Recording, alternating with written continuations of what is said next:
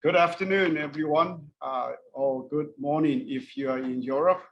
So welcome to this Quantitative History Webinar. So today we have Professor Şevket Pamuk from Bogaziçi University in Istanbul, Turkey. So Professor Pamuk went to Yale University for college and then Berkeley for his PhD studies. And then after that, he has taught at a number of very well-known universities, including the universities of Pennsylvania, Princeton, Michigan, and Northwestern before he joined the London School of Economics between 2008 and 2013. So after that, he went back to his native country, Turkey, where he has continued to work and publish many books and articles on Ottoman, Middle Eastern, and European economic histories. So if you are interested, please go to Amazon just type his name, and then you will see many books he has written on the topics I just mentioned. So without spending too much time on the long list of accomplishments by Professor Pamuk, so today he's going to speak on the rise of state capacity in Europe, Asia, and the rest of the world since 1500. And also after his talk today, we have Professor Debbie Ma from Hitotsubashi University in Japan to have his take on the topic, as Professor Ma has also worked on for many years on the state capacity questions. So before I turn it over to Professor Pamuk, so please, like before, if you have any questions or comments, you can post them in the Q&A box. So that after Professor Ma's discussion, following Professor Pamuk's talk, I will select questions from the Q&A box and then read them for Professor Pamuk to respond. Okay. So without further ado, Professor Pamuk. Thank you very much, Yu. It's great to be here, and I want to thank you. I want to thank Chicheng and the university for inviting me to share my research together with Kivanç Karaman, my co-author, our recent research. Okay, let's see.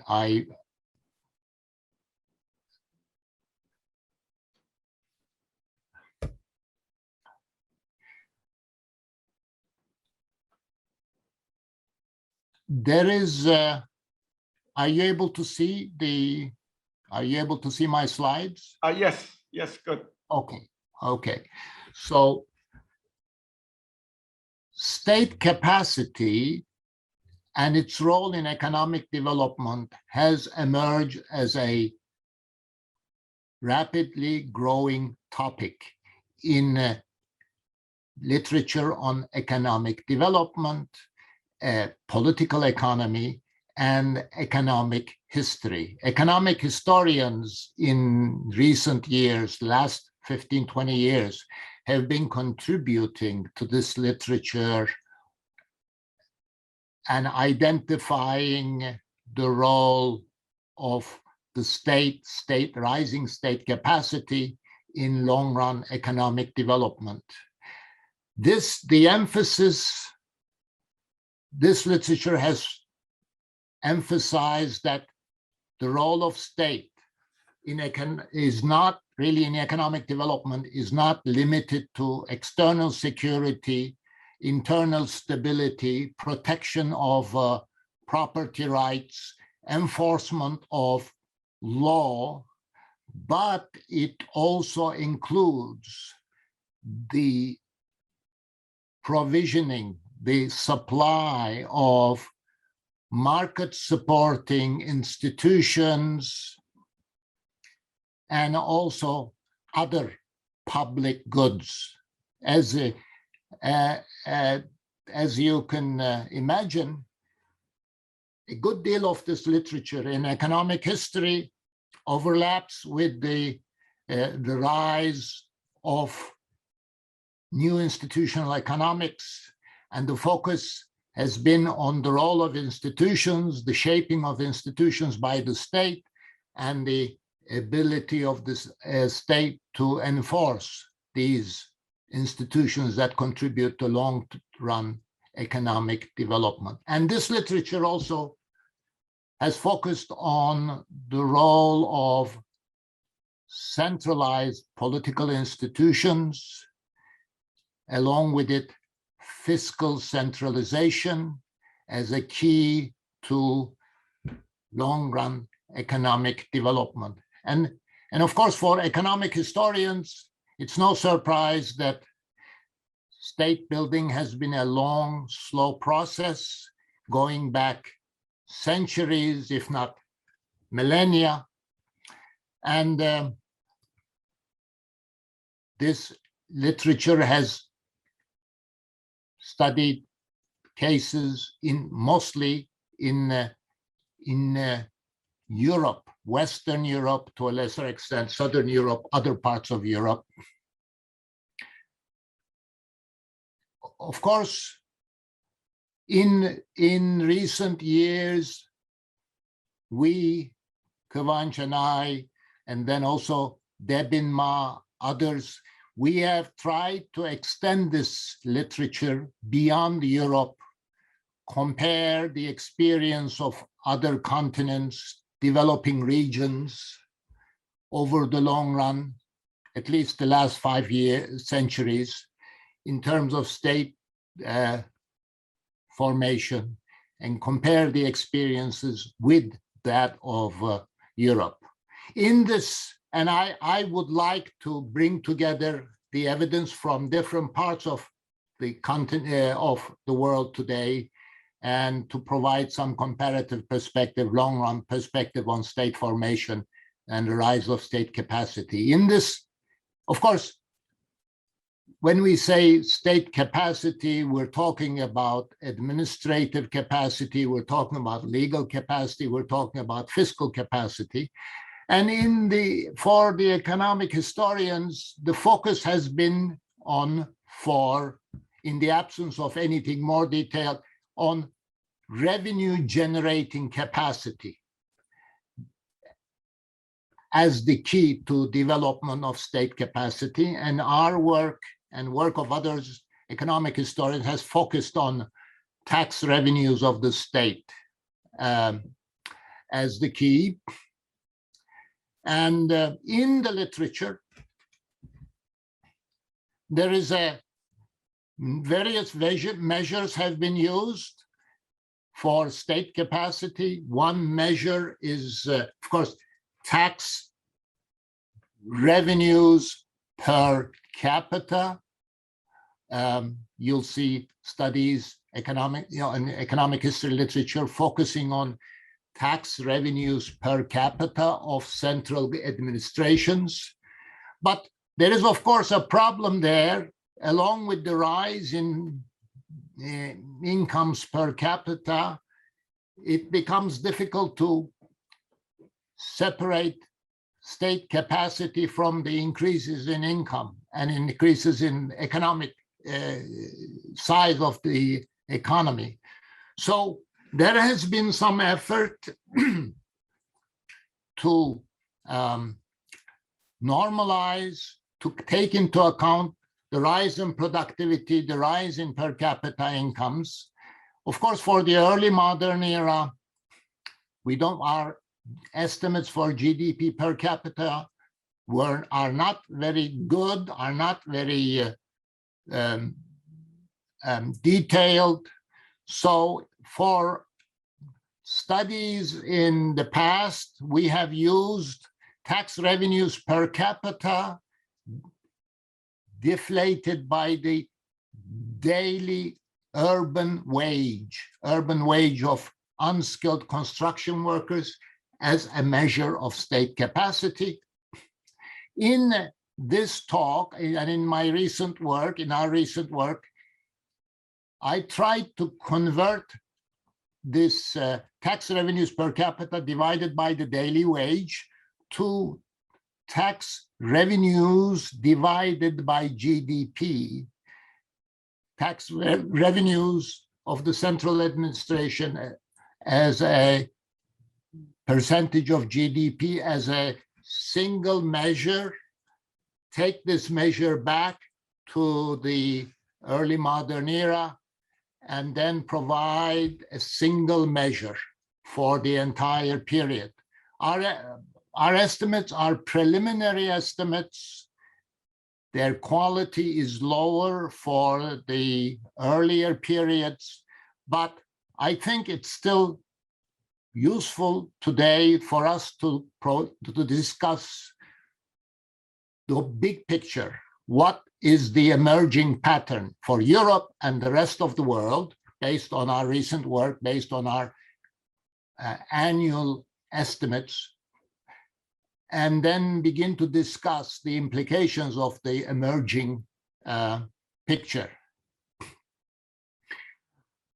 I will provide today a review, a summary of the emerging pattern for Europe, or based on our recent work, and then I will also compare the pattern for the rest of the world, especially the pattern for today's developing countries. And then I would like to emphasize the differences between the two, contrasts as well as the similarities. And of course, for today's presentation, I am very eager to discuss the implications for Asian history, Asian economic and political history, for the rise of state capacity, especially in Europe, and what it meant not only in the early modern era, but especially the 19th and 20th centuries. And I hope also to raise some questions for the literature on state capacity and for debates in economic history. I thought I should summarize the pattern at the right up front, show you the pattern for long-term pattern for tax revenues as a percentage of GDP during the last 5 centuries. The black line is for Western Europe. You can see tax revenues as a percentage of GDP began to rise earlier in Western Europe than in the rest of the world, including today's developing countries, middle and high income developing countries. And this difference has persisted. Of course, let me just also point to make an early distinction here. Europe's higher level of state capacity is not in this picture, is not only in terms of the ratio tax over revenues over GDP, but also remember for a large part of this period, Europe's GDP per capita is higher than the rest of the world, so that in absolute terms, this graph underrepresents the gap between the state capacity in Western Europe and the rest and the developing countries. It's not only the ratio, but also the level of GDP per capita that contributed to Europe's rising and higher levels of state capacity. But I should also state at the outset this, I would like to present another graph that we recently put together. This graph shows tax revenues as a percentage of GDP as a function of the logarithm of GDP per capita in 2011 prices. The GDP per capita data is based on the Madison project estimates arising from the Madison project.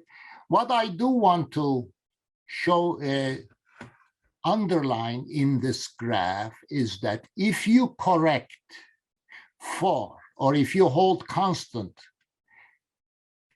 levels of GDP per capita, then the long-term pattern for the rise of state capacity in Western Europe and today's developing countries is not all that different.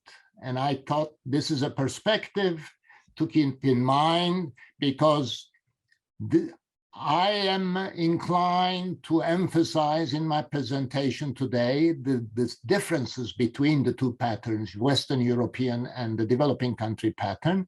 But there is this, at least this apparent similarity in the long-term trend once you hold constant for GDP per capita. Okay.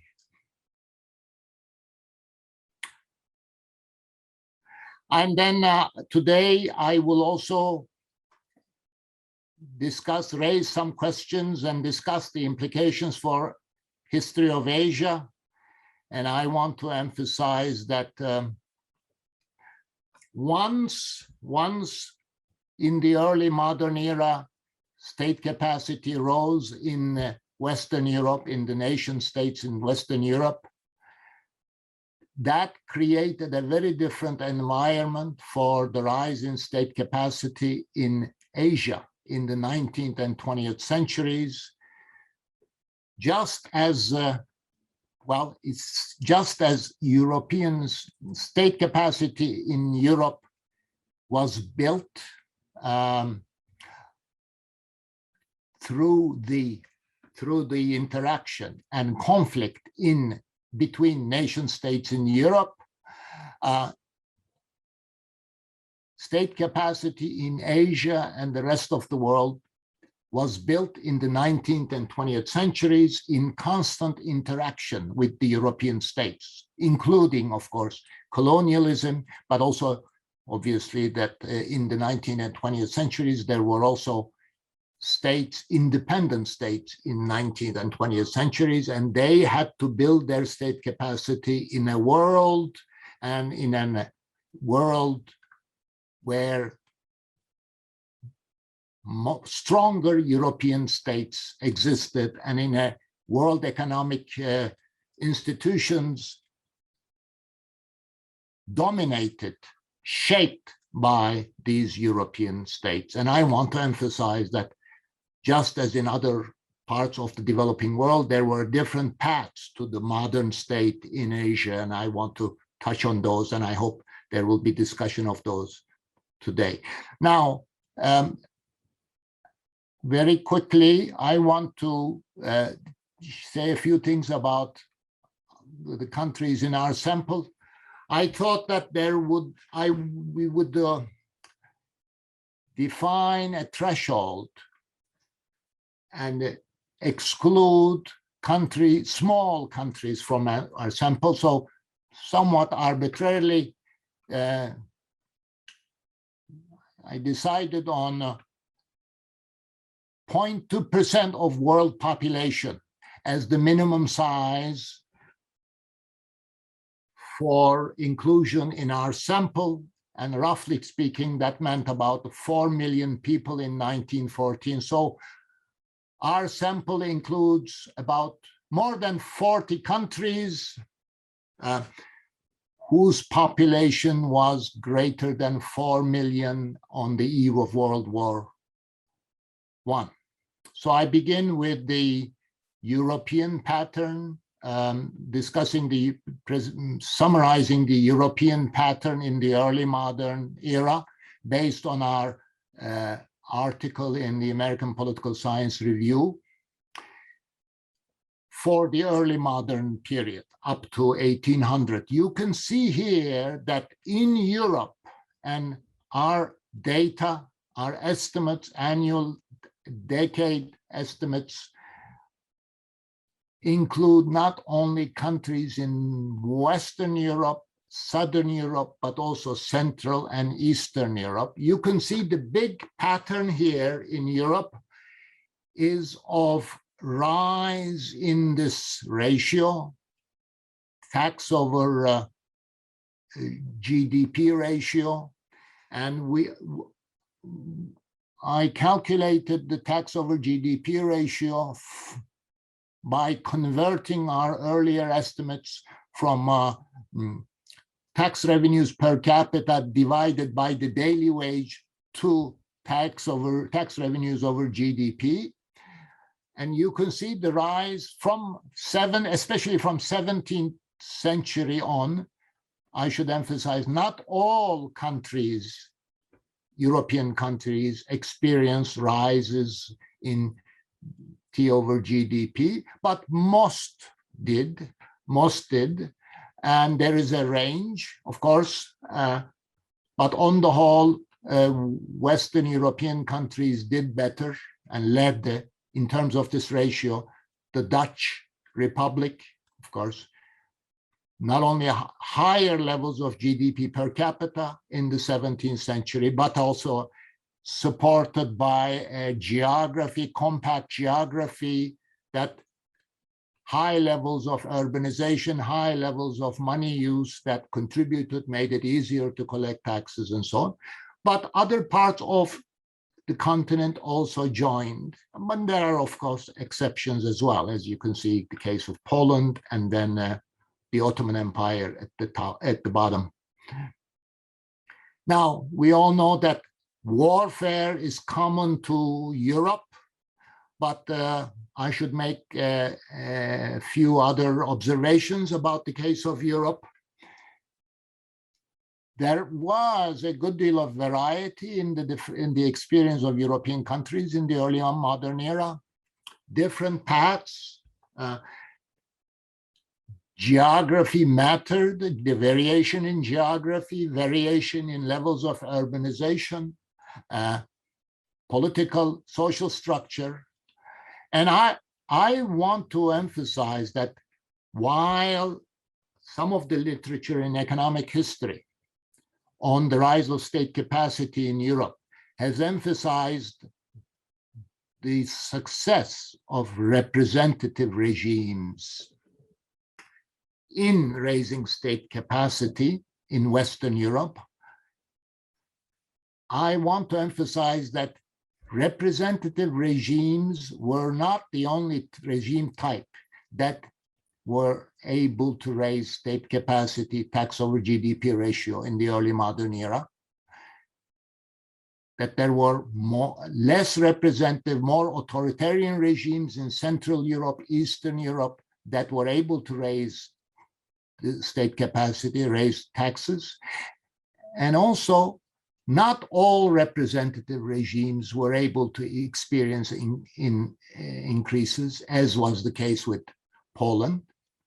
In this graph, you can see that, well, I extended the rise, this general pattern, the rise in the state capacity to the 19th century. 19th century is a period where on average state capacity, T over GDP ratio continued to rise, especially for the laggards, especially for those countries that did not experience increases, as high increases in the early modern era. It was a period you might say as catch up, because in the case of Dutch Republic, England, to some extent France, they did not, the early leaders in a rise of state capacity did not experience state capacity as measured by this ratio, T over GDP ratio. All countries in Europe,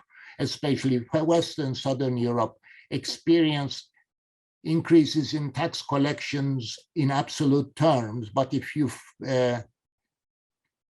focus on the T over GDP ratio, then you see that it wasn't so much the Western European leaders, but the Central and Eastern European countries that did well in the 19th century. And you can see here, Prussia, Austria-Hungary, Russia, even Ottomans in the East, Greece, they were successful in raising this ratio in the 19th century.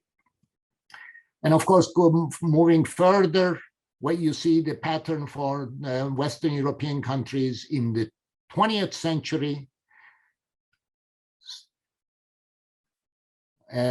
Great Depression, onset of Keynesian economics in the 20th century played key roles in further increases in this ratio in the 20th century. You can see the case of Spain here, shown by the red line.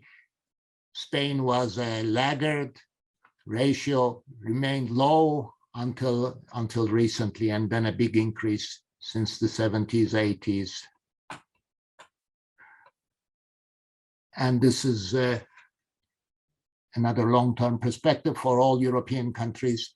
And then before I move on to the rest of the world, I wanted to briefly present the case for the Western offshoots, United States, Canada, and Australia. And again, here, of course, in these countries, federal governments, federalism is more dominant, and the central administrations did not experience in increases, did not exceed 10% in T over GDP ratios, really until the interwar period, the Great Depression. So that's a case that's a bit different than the rest of the world, but the ratios are similar in more recent period. Moving on to Asia or the non-European parts of the world. Of course, until recently, we had very little evidence on what happened in the rest of the world in terms of state capacity. And again, of course, the other, we have scarcity of data, and also we have only small numbers of states with populations above the threshold we defined. And it turns out that we have data really for only a small number of cases, but there are only a small number of large states or empires in the non-European world that we could possibly include in our comparison. And well, these are all these countries, or most of these countries, for which we were able to find data or which qualify for this exercise, are the large states, empires in Asia. Ottomans are covered also, or European Asia, West Asia, but also Mughal India and Japan and China. And what is striking here is that this is based on data we were able to put together, but also we were able to use based on work by on China. Debin has worked on this, and also others on Mughal India, Richards, more recently. Vishnu Gupta and Steve Broadberry on Mughal India and so on. What is striking in this comparison is the differences between, while there is a broad trend towards rise in state capacity in Europe, across Europe, not only Western Europe, but also Central Eastern Europe. There is no such pattern in Asia, in other parts of the world until the 19th century, one. And secondly, the tax over GDP ratio remained below 5%, The central administrations in these large states, empires in Asia, but also in Japan, remained below 5%. Now we can perhaps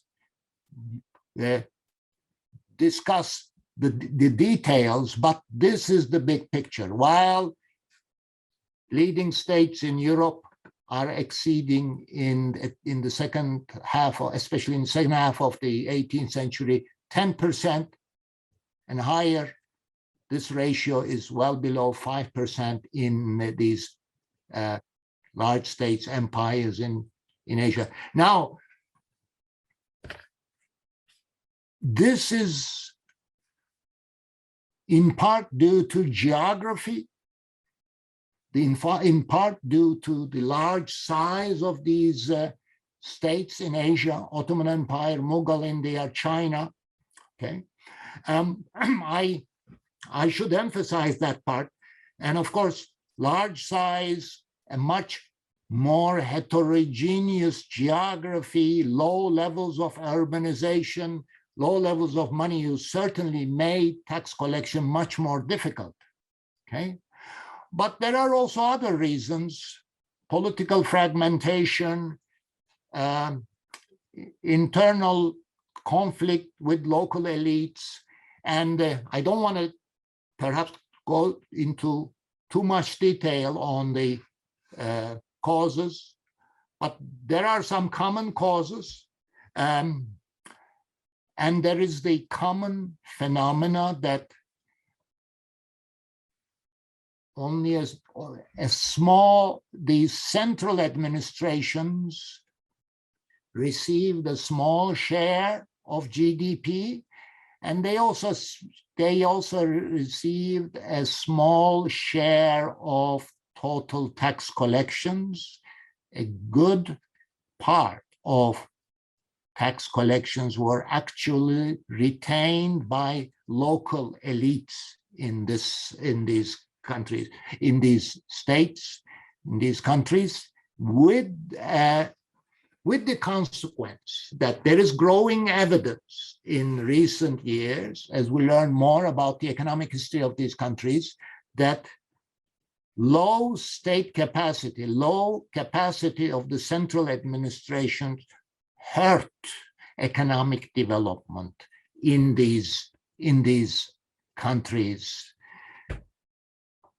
I'm not talking only about enforcement of private property or law, but I'm talking about, for example, the problems with enforcing a common and stable monetary system, for example. We find problems with that, or we find, for example, in the absence of higher tax revenues by central administrations, a credit market based on state borrowing, a credit market did not develop. Financial intermediation did not develop in these countries during the early modern era. And I want to add to this graph the case of colonial Mexico. Colonial Mexico is part of the Spanish Empire in the 18th century. And if you look at this ratio, our tax revenues over GDP ratio, you find that it's the only case in early modern non-European world that I know, I'm aware of, where this ratio exceeded 5% in the 18th century.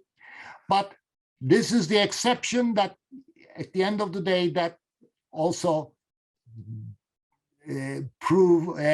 that gives us insights for what happened later, because in colonial Mexico, the rise in this ratio was due to silver, the big boom in silver production in Mexico in the second half of the 18th century that provided revenues to the government in colonial Mexico.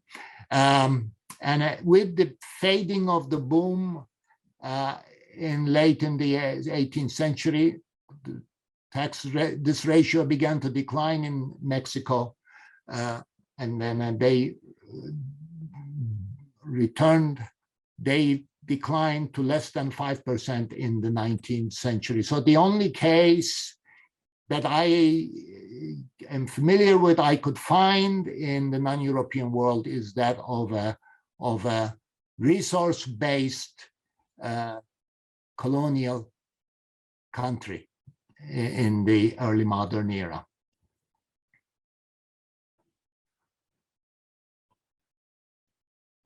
Let me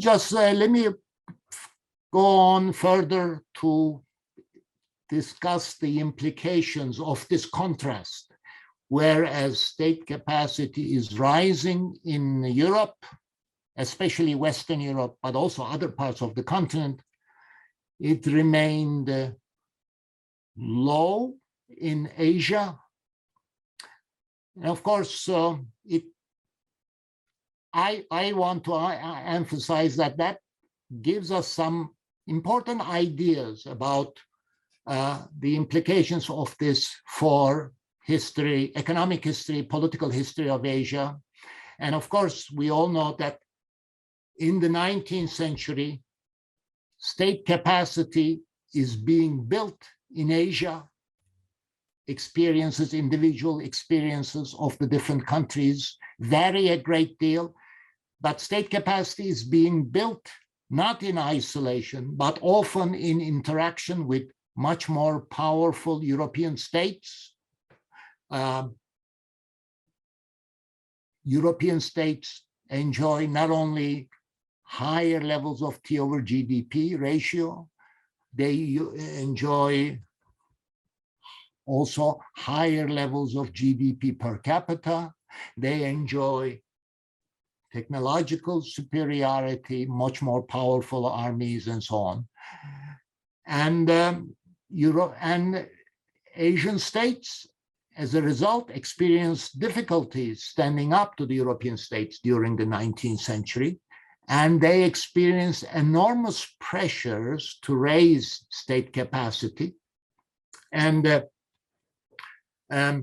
I would like to think of the modernization projects from the case I am more familiar with in Western Asia, of that of the Ottoman Empire, but also of Japan, and also we could think of China, and how all these countries faced enormous pressures where modernization was, if not synonymous, was overlapped with the rise in state capacity, fiscal centralization.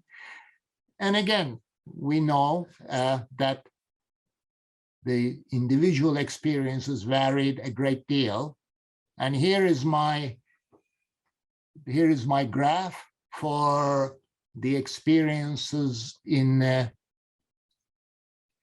Asia, of Asian states, with the T over GDP ratio from the long-term perspective. But you can see that, as I showed in the earlier graphs, this ratio remained well below 5% for the individual states until the middle of the 19th century. The black line here is the Western European average. You can see that in Asia,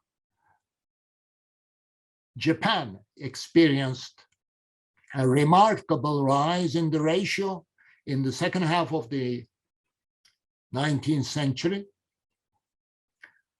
And Ottomans in West Asia also began to experience rise from about 3% around the turn of the 19th century to about 10% in the on the eve of World War I. Okay, and then there is the case of India. Mughal India had T over GDP ratios below 5% in the early 18th century. Then there is, and then in the 19th century, we're talking about colonial India, and the British colonial administration chose to keep the ratio low, but it was able to, had other reasons, and all was able to use, for example, made extensive use of Indian army for its imperial projects. But the T over GDP ratio remained below 10% well into the 20th century. The case of Korea, again, low until the 20th century. Thailand, again, below 10% in the 20th century. Well, then I included here the case of China, again, striking by the fact that in the 20th century too, and this is based on Debin Ma's work and the evidence he has obtained, you can see that the T over GDP ratio in China remained well below 5% until World War I. Okay, makes it easier for us to understand what happened in the interwar period and so on. But you can see the contrasts. You can see the contrasts and the varieties of experiences in Asia, in South and East Asia in the 20th century, the ability and the degree of success of various modernization process and fiscal centralization in the 19th century. I think the concept of state capacity provides us insights into the histories of these countries. And I should also mention, it's not only the modernization project, but I think we could also raise questions about the implications of this pressure to pressure for fiscal centralization, the implications of these pressures on the political regime, the nature of the political regime. Was the pressure for fiscal centralization accompanied by political centralization? What were the implications? Again, I think the experiences varied, but I think when we talk about political regime in the political developments in the 19th century, political history in the 19th century, Asia, in the countries that were able to retain their independence, we should keep in mind that there were enormous pressures for fiscal centralization quickly in response to the Europeans' challenges. And I think this is, for example, very much the case in the Ottoman Empire, where being neighbors to Central and Eastern European states, the Ottoman state was under enormous pressure to raise fiscal revenues and build a stronger army very quickly. And that had, of course, political implications. In my remaining 10 minutes or so, let me go very quickly over some of our data and discuss a few points about the rest of the world, state capacity in today's developing countries since 1800, the last 2 centuries. We have about more than 20 countries above the minimum size we defined, and many of these include independent states as well as colonies.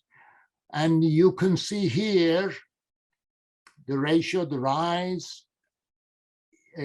of the tax revenues over GDP ratio since 1800 in these medium and high income developing countries. You see broadly the tendency for the ratio to rise since the 19th century, and the ratio for most countries remained below 10% until the 20th century.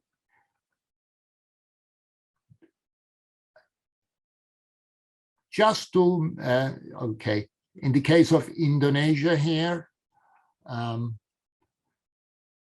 the colonial government, the Dutch colonial government, chose to raise tax revenues and chose to remit good part of the tax revenues in Indonesia to the mother country, to the Netherlands.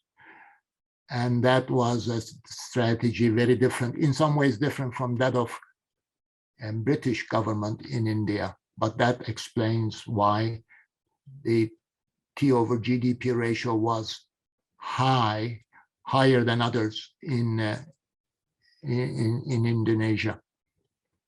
Okay, I am back to my big pattern, but I would like to make a few remarks about the contrasts, about the similarities as well as contrasts between the West European case and that of the developing countries, today's developing countries.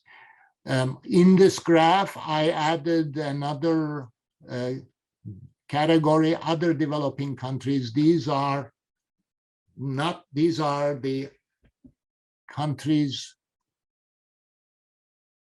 whose states are weaker, a little weaker than they have been, weaker in terms of tax collection than the middle and high income developing countries that I defined in my graph. Okay, so in terms of the ratio, the contrast, the differences are clear. But again, I want to remind you of this graph holding for GDP per capita. One can perhaps argue that the developing countries are not doing so differently than Western European countries, holding constant for GDP per capita. But I want to emphasize, nonetheless, the contrast between the Western European case and the experience of developing countries. I want to emphasize that just as in the case of Asia, I discussed earlier, the environment, the international environment and the rules, global rules in the 19th century, when these developing countries were trying to build state capacity is very different from the early modern era, when many European states built their state capacity. In the 19th century, today, virtually all of today's developing countries faced a world when Europe was industrializing, and the developing countries, today's developing countries, began to specialize in resource-based agricultural or mineral resources and their exportation. So it was a period of rise in resource-based export economies and an overall decline in manufacturing bases. And the rise of tax revenues in today's developing countries during the 19th century came mostly from export-based and resource-based exports and trade. And it was also a period when this international division of labor and specializing further in this emerging international division of labor meant in those countries power shifts towards agrarian and mercantile elites. And I think in this sense, there is an important difference between that, between today's developing, the historical experience of today's developing countries and those of Western Europe in the early modern era. And well, colonies, of course, is a subset of all the developing countries, but in colonies too, the emphasis on resource-based export economies remained intact, and some colonies emphasized revenue generation, raising revenues. The others did not, depending on often the preferences, choices made by the colonial governments. But I would rather emphasize the common elements between the colonies and the independent developing countries in terms of the state capacity. There is a good deal of variation in both sets of countries. Okay, I tried to present an overview of the rise of state capacity in Europe and the rest of the world. And I want to mention again that Western European experience is not characterized only by representative regimes, that there were also authoritarian regimes, less representative regimes in Europe that were able to raise revenues in the early modern era. And then I wanted to emphasize that state capacity was and continued to be built in the rest of the world under very different circumstances during the last 2 centuries. In the non-European world, the T over GDP ratio remained low in the early modern era, and in the last 2 centuries, state capacity was built in a very different environment. And again, this perspective, I think, has interesting implications for Asian history, and I tried to touch on some of those, and I hope we can benefit from the discussion and perhaps add further insights. And I'm, of course, very happy to hear what Debin has to say on all of this. Thank you very much for listening.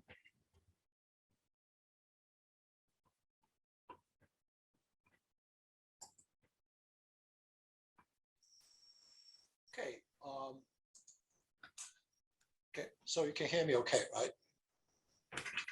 Yes, Şevket, thank you very much for the wonderful overview of your work in this area.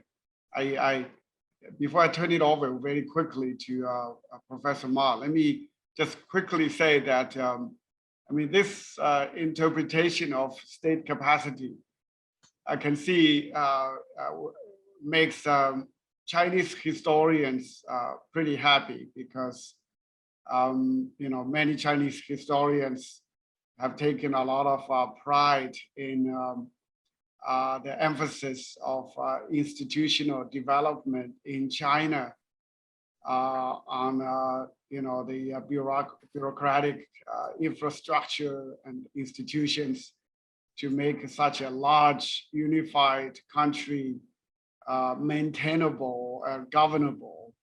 Although the fiscal revenue as a percentage of GDP may not have been as high as the recent West European levels.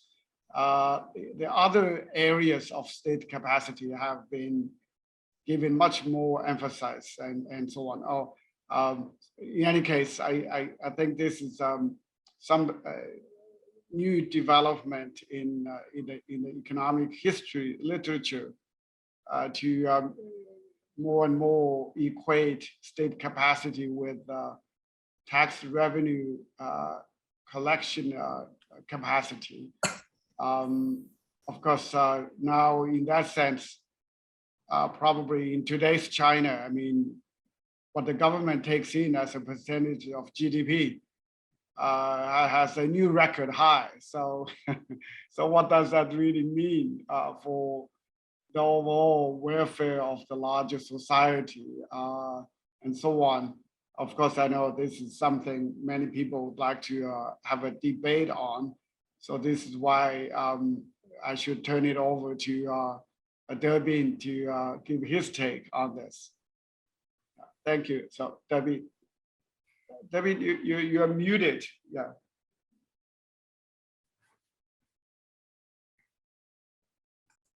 No. Okay. Good. Good. Yeah. So you can see my slides, right? Yeah. Good. Okay.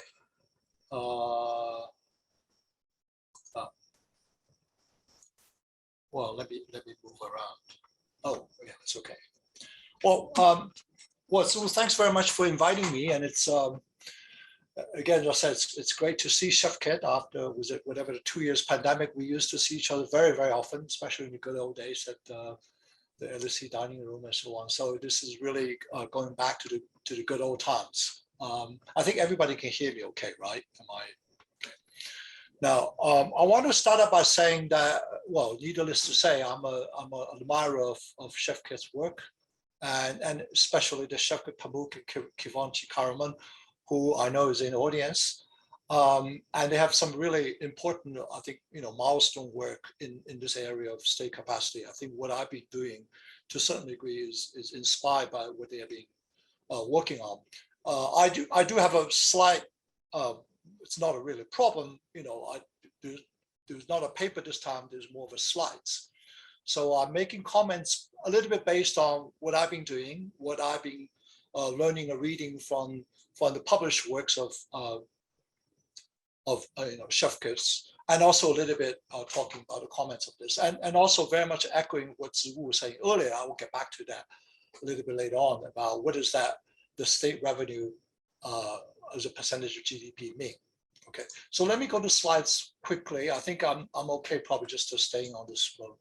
I just want to, one of the things I want to say, maybe it's not just about this talk, is the overall work, especially the 3 papers I know, and the one I haven't really read very, very carefully, but I really wanted to do it. The paper in the JEH, which began to really build up this database, and the American Political Science Review, which actually I read very carefully recently when I was working on my state capacity paper, which I think you can see a little bit from Şevket's talk, is to lay out a different path to building up a state capacity. There's not just a representative regime, there's other forms, and there's also representative regimes may fail in the case of Poland. So it's a much more nuanced picture. I think and I think the monetary economics paper is really quite interesting because this is not just talking about tax revenue. This is actually talking about monetary financial side of it. And something I think I want to echo a little bit Ziwu's point. I want to bring a bit more as well. I think there's not enough things you can carry on with state revenue or with fiscal revenue alone. So their contribution is very clear. They're building really kind of a building block for us to study the whole issue of state capacity around these data sets. But they also really emphasize quite a lot on the interpretation, which I think I will show how I try to apply a little bit to what I'm doing in the case of China. And now I think I'm hoping to do this quickly so that I leave more questions for the audience, because this presentation is really quite exciting because it's extending the time period both backward and forward, right? It's covering much wider geographic regions and a much greater many political regimes, especially the colonies, and talking about any impact of modernization. So I think the presentation has already gone through this. I think hopefully there will be more questions discussed on that. And I want to focus a bit more certainly on the case of China and also a little bit on Japan to sort of complement what Şevket was talking about. So let's start with the standard European literature. I think our good friend Mark Dincheko, who has really built this and who also we interact a lot in Europe as well. There is the differences, the differentiation between absolutist versus limited government, the centralized versus fragmented. And then you have this kind of framework, which I think is a little bit in the background what Şevket was saying, but it's a little bit what Şevket is saying, we should go beyond that, is these different type of prototype of states. For example, in the case of England, there's a limited and centralized government. And in the case of Dutch Republic, it is a limited government, but it's relatively fragmented authority and so on. And then, of course, it's quite interesting, maybe the Ottoman Empire and the other places are somewhere in between, is somewhat absolutist centralized. I'll talk a little bit, the Ming Dynasty and Qing Dynasty. This is something I'm going to talk and highlight these cases and to show what the issues are or how to really apply some of the insights that we have in the presentations and so on.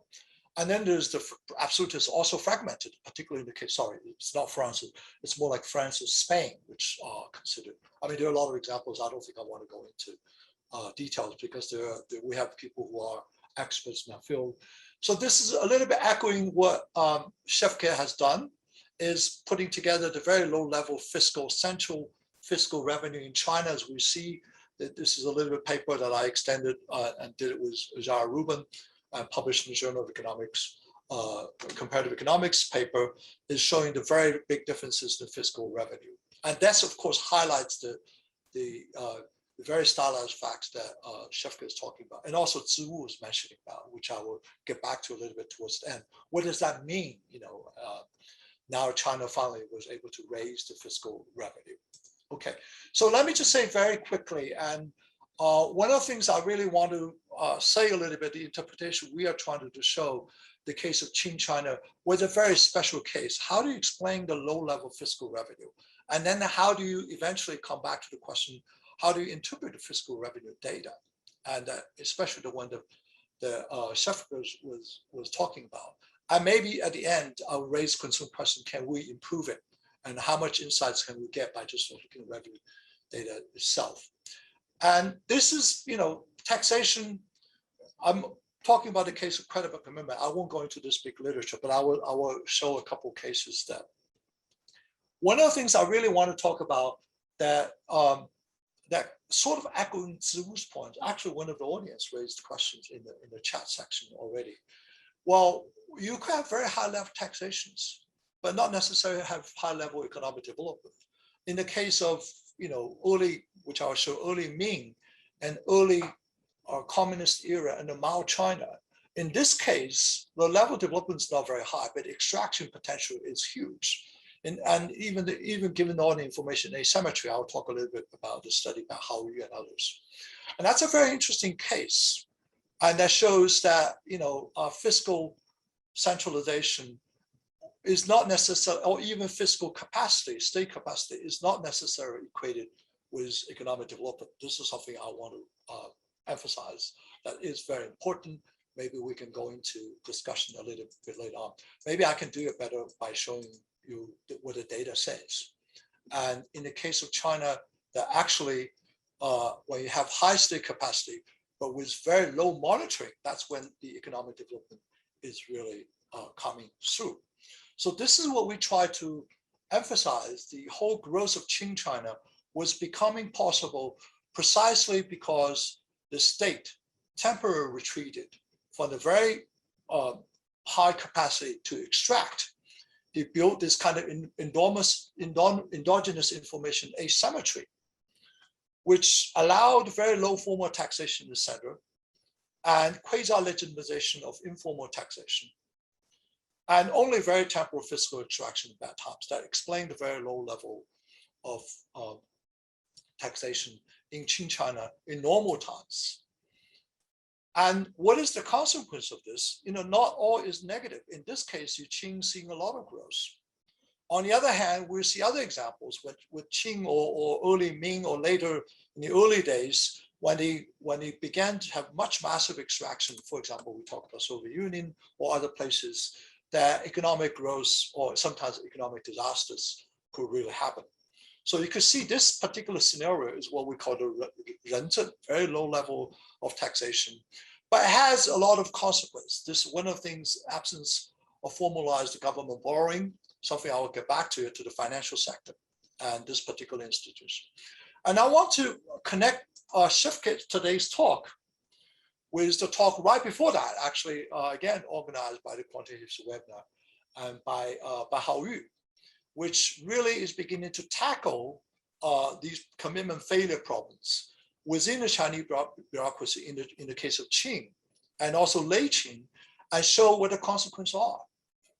And I think this is actually very interesting. They are on the website already, and I'll talk to Hao Yu afterward as well. But one of the things which I think is quite exciting, and how Yu didn't present in that paper, that they have a separate paper on the 1950s China, where they show exactly the state raised fiscal extractive capacity in a very different channel. Not, yes, it was using, but it was using much more of a party structure, using not necessarily formal bureaucracy.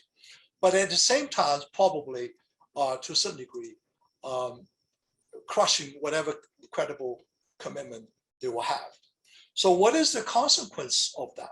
One of the consequences of this is that when you have absolute power with perfect monitoring, is that you strengthen the coercive capacity. And you actually lead to the absence of a financial market, particularly the secondary market for public debt. And this is something I think I will get back to it, is the difficulty of using tax revenue alone to capture all of these things. So I think Şevket mentioned this very good point about when you lack state capacity, you have the problem with enforcement of private property rights. But in this case scenario, when you strengthen state capacity, you could ask the state could also destroy property rights as well, but at the same time, enhance state capacity. However, in that case, they will probably destroy financial capacity, and particularly in the private sector and the secondary market and so on. And there will be long-term consequences that will coming out of it, okay? So let me go quickly because I do hopefully want to give as much time to Ziwu for the discussion and for the general audience as well.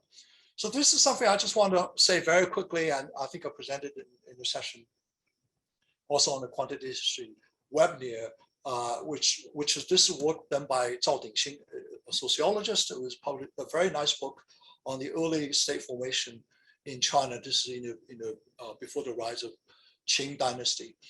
And you could say that there are different ways of the warfare could impact state capacity. One is through financial capital, and which is the way that you could see this happening in Western Europe, or nationalism, which is probably through parliamentarianism and so on, or pure coercion, which he actually raised China as the case. So you have different ways of raising the state capacity, and all of them will have very different consequences in that particular case. And in the case of China, you lead to a very different, lead to the concentration of imperial power, strengthening of imperial bureaucracy and the civil service examination system, and ultimately social control. Now, all of that is having serious consequences. You see in the case of Chinese history, you slowly retreat into the case of Qing, that they were devolving into some kind of maintenance state. I think Richard von Glon, who's at UCL, has a very nice description of the different types of Chinese states throughout history. So let me get back, in the interest of time, to my questions in this context, to be raised not so much as a criticism, but as a way of saying, what are the potential problems that we looking at the ratio of tax revenue to GDP, and can we go beyond that a little bit? Now, one thing I was a little bit surprised by Şevket's repeated use of ratio tax revenue. In the early paper, they also used tax revenue per capita, and some of them converted into daily wages. I mean, I see maybe why you want to do that, but I'm also seeing what there could be drawbacks in using ratio tax revenue only. As you know, that GDP estimation itself is problematic to some degree, and also revenue per capita, and use daily wage to give you much sense about the level of development. And the other things I really like to see to go beyond just using tax revenue. Financial indicators is probably very important. I mean, you've done very good work on the side of the monetary side of it. Is there some way to complement that? So that will give us much more insights on the whole issue of state capacity, but not just the issue of state capacity, is the nature of state capacity. I think that's what Ziwu is really pushing at when you're looking at contemporary China. The other thing that's really quite important that I think echoes the points raised by the extraction ability sometimes does not necessarily go through the formal tax revenue. In the case of China, I will show data that was given by Guangling. The extraction in China goes through non-market means, goes through COVID labor, it goes through coercion. I just came back from China today. The ability of state to order people to do things without any compensation was quite massive. None of these things will go into formal tax revenue. So in that sense, if you use tax revenue, they do not measure very, very well that the actual ability of the state to extract, not necessarily to provide public goods. And I think this is something that Şevket already talked about, and Şevket is fully aware of, is the problem, the size of the state and the layers of jurisdictions, right? When you look at the United States, the central state was very small. The federal, the state income was probably much higher in the beginning, maybe not later on. So how do you really distinguish that?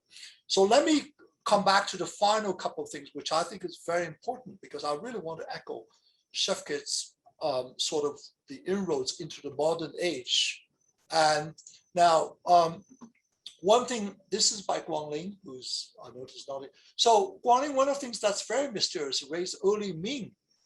The tax extraction was huge.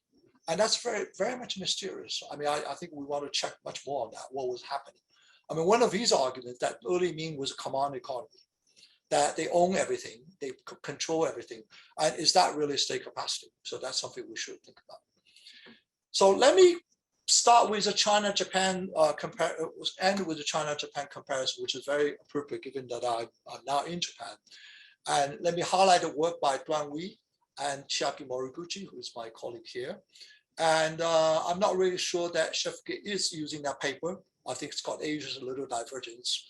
So one of the things they really want to emphasize, which I'm always a little bit critical about, is the very high level of a Tokugawa Japanese per capita fiscal revenue and at a relatively low level of Qing China. And that is something very interesting to see. But what I want to show you is contrast to this with what Şevket has done, which I think is really remarkable, is this is basically, this is basically Tokugawa Japan in this period, right? And then Meiji Japan, there's a huge surge in the fiscal revenue. And that's where modernization really kicked in, right? Japan is an anomaly because it's the only non-Western country that was rapidly modernizing, and they were facing, exactly as Şevket was saying, external imperialistic pressure. And you can see they raised their state capacity, they abolished the feudal system and so on. And China was remaining relatively stagnant. So I want to sort of not, given that I haven't really looked at this detail in most of these data sets in great detail. But I think it's interesting to compare these two, that Japan's was considered as the state with relatively high fiscal revenue, but whatever this is, still is really nothing compared with what was happening in the Meiji period. And also, I want to show a little bit here. Now, I think Şevket didn't really elaborate on this. This is Korea in the under Japanese colonialism. So it's also interesting to sort of find out what was happening. I mean, this is not really independent Korea. This is independent Korea afterward, mostly South Korea. Okay, again, all in all, really exciting paper, and thank you for giving me the opportunity. And I really hope that I didn't take too much time away from discussions and so on. Thanks. Oh, let me stop sharing. Thank you, Debbie. Şevket, would you like to respond to Debbie's comments? There is, by the way, 10 questions, Şevket, so you can respond to me, but anyway. No, I'll just say two very quickly. I share Debbie's concerns about T over GDP as a proper measure of state capacity. I am very familiar with the shortcomings of this measure, but for me, this was a way to provide a first round overview. And of course, we have the problem of using early modern data and then the modern data, and one way to unify that would be to use the T on GDP, but with all its problems. And secondly, I also agree with Debbie that we have a lot of work to do in terms of the interaction between this ratio or other measures of state capacity and economic development. We have a variety of experiences: Japan, China, Korea, Ottoman Empire, Turkey, and so on. And we are also thinking in terms of the cases we know, with Kivanç, about Turkish history, Ottoman history, and so on, that there is a lot of, I think, insights we can build in terms of the variety of experiences. So I am quite happy with Debbie's comments and the concerns she raised, and I share them. Yeah, okay. Yeah, thank you, Şevket. Let me also follow up on one of Debbie's points regarding the use of tax revenue to GDP ratio versus the government's ability to rely on borrowing against future income to deal with fiscal challenges and so on, because government borrowing introduces a totally different challenge than just the extraction capacity by government to take people's income away and so on, because borrowing against the future then introduces the commitment dimension, the time dimension. So that can test in some ways real deeper state capacity in a very direct way. Because if the government cannot borrow against future income and has to rely on on the spot direct extraction, that should be a good indication of the lack of deep state capacity. Yeah, I think it's a very good differentiation between the two types of state capacity. So let me take some questions from the audience. Let me start with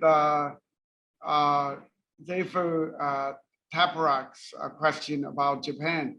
Why did tax revenues over GDP decline in Japan in the last decades of the 20th century? While in other countries, this ratio has been increasing, at a steady pace?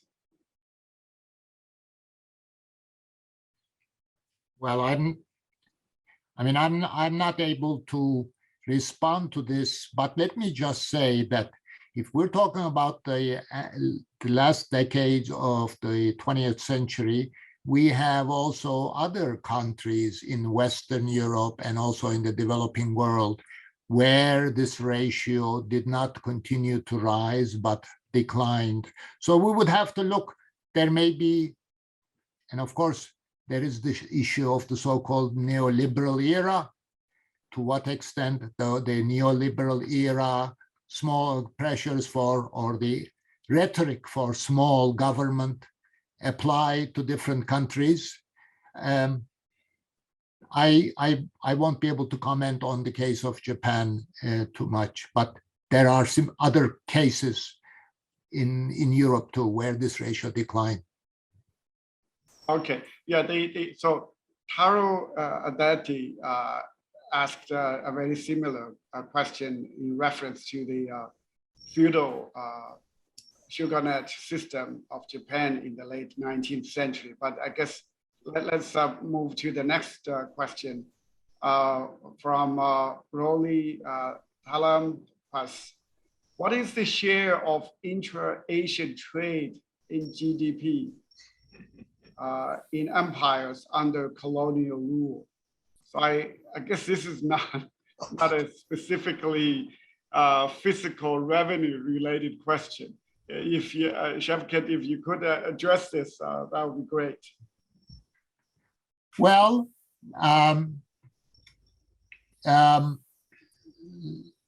my short answer is low.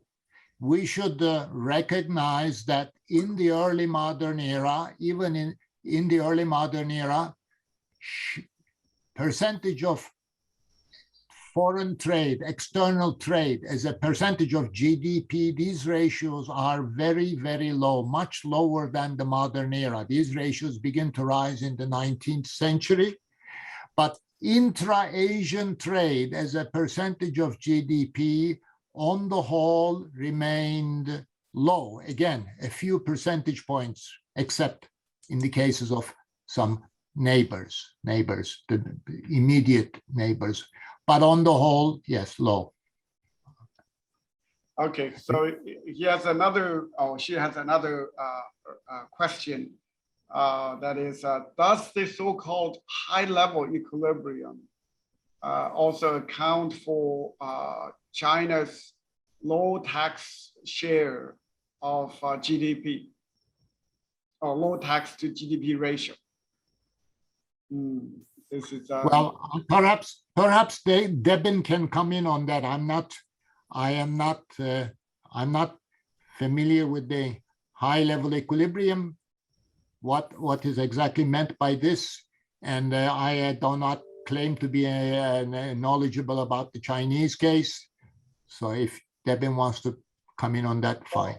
I don't think I really want to comment on that, but I think, yeah, there's very long literature on this. But could I just mention, by the way, as I was reading through all the questions, we do have our, Şevket will be happy to know, our good friend Jan Lawton is asking a question, and Colin Lewis from LSE says hi and also asked quite a lot of questions. And there is, I think, somebody who's, I think, asked on Middle East much earlier, probably Şevket. In any case, I want to leave probably as much time. Can you see all the questions yourself, or?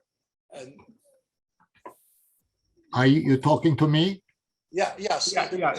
There is a question from Shmuel Yerushalmi. Yeah, he asked it very early on. Yeah, so I will leave it to Şevket to address it directly. Again, which question? Okay. I'm now looking at the chat questions. Okay. Okay. Let me read it for you. Okay. So he was asking earlier, but he said his internet connection was on and off. So here is his question. According to your opinion, if the rise of state capacity since 1500, we can see beginning of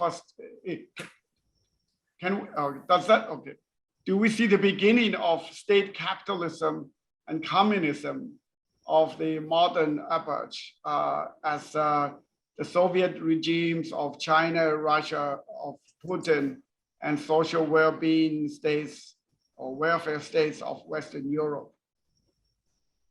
Yeah, it's a little bit hard for me to, I guess, understand this question, but I guess if I get it correctly, he's asking whether the beginning of the rise of state capacity in the fiscal revenue sense really mark the beginning of the welfare state system of Western Europe, and also the communist regimes started by the Soviet Union as implemented even in China and Putin's Russia. Can I, Şevket, can I also combine this with the other question, because that will make a bit clear? It's by Yu Fei Du. He was asking, well, in the case of China, the state owns a lot of enterprises. So if the capital gains a state-owned enterprise, it increases the tax revenue. Does that count? How do you count as that a state capacity? I think that's a little bit what I was getting as well. I think that's an issue maybe I was commenting on during my talk as well. I think, how do we count these things that were really not market economies by using tax revenue? Well, we're entering a big area, and we really don't have time to deal with the complexities. But let me just say regarding Russia, that in many ways, the response in the rest of the world to the rise of state capacity and economic development, political development in Europe is very varied. And in the case of Russia, this goes back to Peter the Great, not the 19th century Russia, not the socialism, but Peter the Great is really another way to think about the modernization responses of many states, including Russia, as early as the 18th century, right? They are responding to not only to economic development, but also military development in Western Europe. All of it is a complex package. And I would say that Russian efforts in the 19th century is, as well as socialism in the 20th century in Russia, Soviet Union, but also in China, are in various ways response. When we say response to imperialism in China, we're talking again about the rise of state capacity, military capacity in Europe, and socialism is really in part, at least in part, a response, a particular kind of response to the rise of the European challenge. So these are all, I think, intertwined, and there is a lot of room here for us to analyze these in greater detail, but the challenges are common, it seems to me. Whether you talk about 18th century Russia, Soviet Union in the 20th century, or socialist China in after World War II, those are many common challenges, that different kinds of responses. Okay, so there's a long question from your former colleague, Colin Lewis. Let me just ask on his behalf very quickly. He is asking about the abilities by authoritarian systems versus democratic systems in terms of their ability to access international capital markets and so on.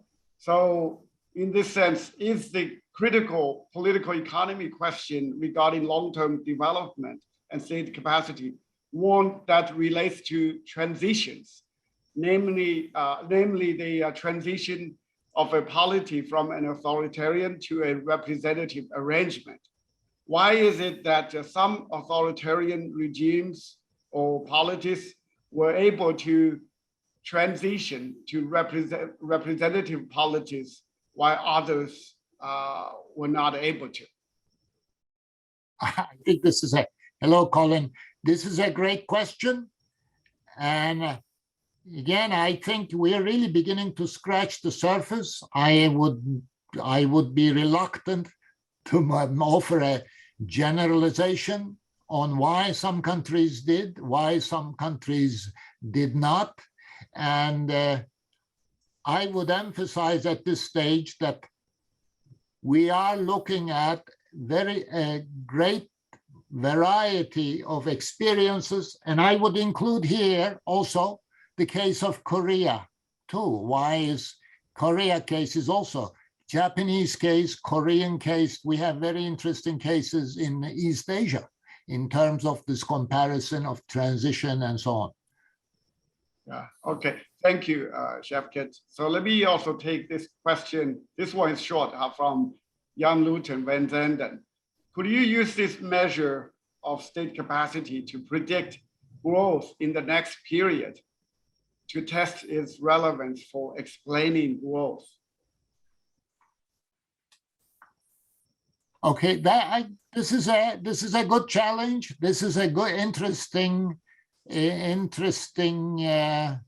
question, interesting for potential for research. I would suspect that some measures of state capacity would work better than others in this respect. And it also depends on how far this is a challenge. This would be worth exploring.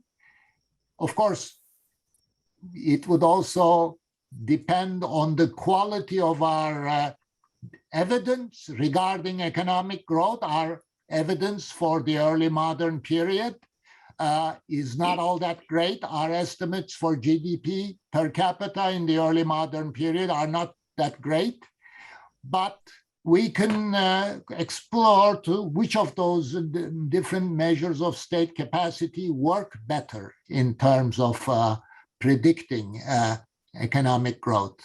And of course, we are in a better position for the 19th and the 20th centuries in terms of the data.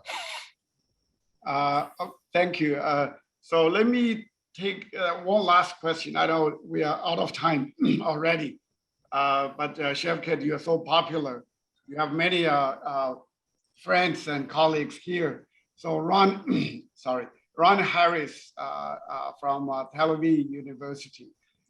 He says, thank you, Şevket and Debbie. My question is, what do we miss in measuring state capacity by looking only at the income side, but not at the expense side?